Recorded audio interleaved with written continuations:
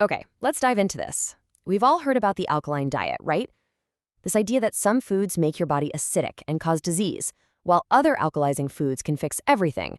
But what does the science actually say about our body's pH? Well, let's break it all down. This is the big question, isn't it? It's a huge health concern for a lot of people. You see it everywhere, articles, influencers, all warning you about the dangers of being in an acidic state. It's a really compelling idea, for sure. But does the science actually back it up? All right, first things first. Let's get a baseline. This number you're looking at, 7.4, is the sweet spot, the optimal average pH for your blood. Now, remember, a pH of 7 is totally neutral, so our blood is naturally just a tiny, tiny bit alkaline. This isn't a goal you need to achieve with your diet, it's just a biological fact. And believe me, your body is absolutely obsessed with keeping it that way. It's like walking a biological tightrope. This incredibly narrow range is completely non-negotiable for survival. I mean, everything from how your enzymes work to how oxygen gets delivered through your body depends on maintaining this precise balance.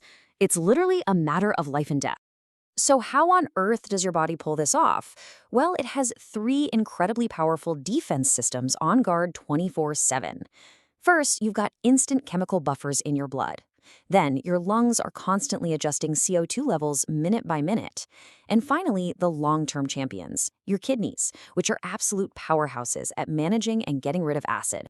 Which brings us right to the heart of the alkaline diet claim.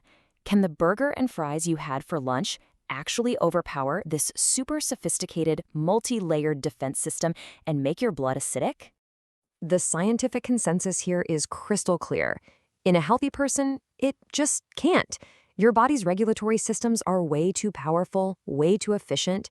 They're literally designed to handle whatever metabolic acids come from any kind of food you eat. And hey, don't just take my word for it. Here's the proof. In a clinical trial, scientists fed people a deliberately acid-forming diet.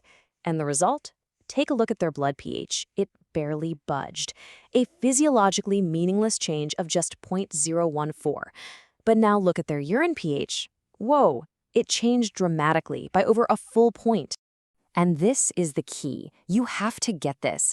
A change in your urine pH doesn't mean your body is acidic. It means your kidneys are doing their job perfectly. They are efficiently filtering out the excess acid to keep your blood stable. Testing your urine is like checking the trash can to see if the house is clean. Of course the trash is in there. That's where it's supposed to be. You know, what's more, the very idea of a single body pH is just a total myth. Just think about the journey your food takes. Your stomach is basically a vat of acid, with a pH around 2, designed to just obliterate food. And right after that, your small intestine becomes deliberately alkaline to absorb all the nutrients. Your body is a master of creating different pH zones for different jobs. Okay, so if the main claim of the alkaline diet is a myth, should we just forget about the whole thing and eat whatever we want? Well, not so fast. This is where the story actually gets a lot more interesting. This is where we get into the real science. We need to shift our thinking away from a food's pH before we eat it to its effect inside our body. And for that, scientists use a measure called potential renal acid load, or PRAL. Basically, it calculates the acid load that a food puts on your kidneys after it's been all broken down and metabolized.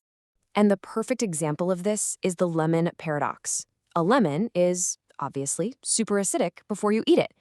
But after your body uses up the citric acid for energy, what's left behind? A bunch of awesome alkalizing minerals like potassium and magnesium. So, from a metabolic standpoint, a lemon actually reduces the acid load on your kidneys. Pretty cool, right?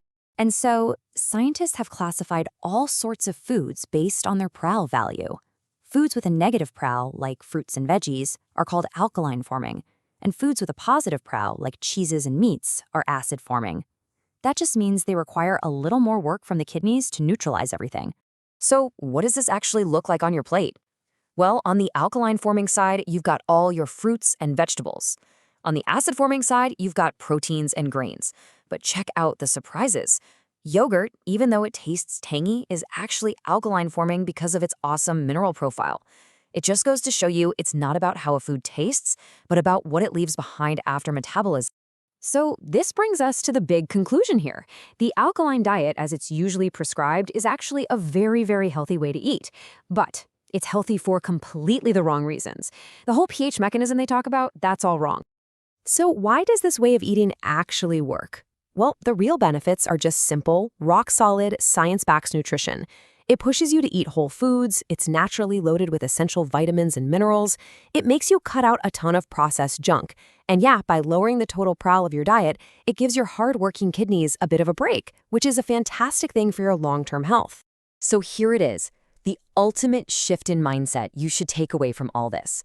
Stop worrying about trying to change an unchangeable blood pH number. Instead, focus on nourishing your body with nutrient-dense foods and simply reducing the metabolic stress on your vital organs, especially your kidneys. So the next time you're putting a meal together, just ask yourself this.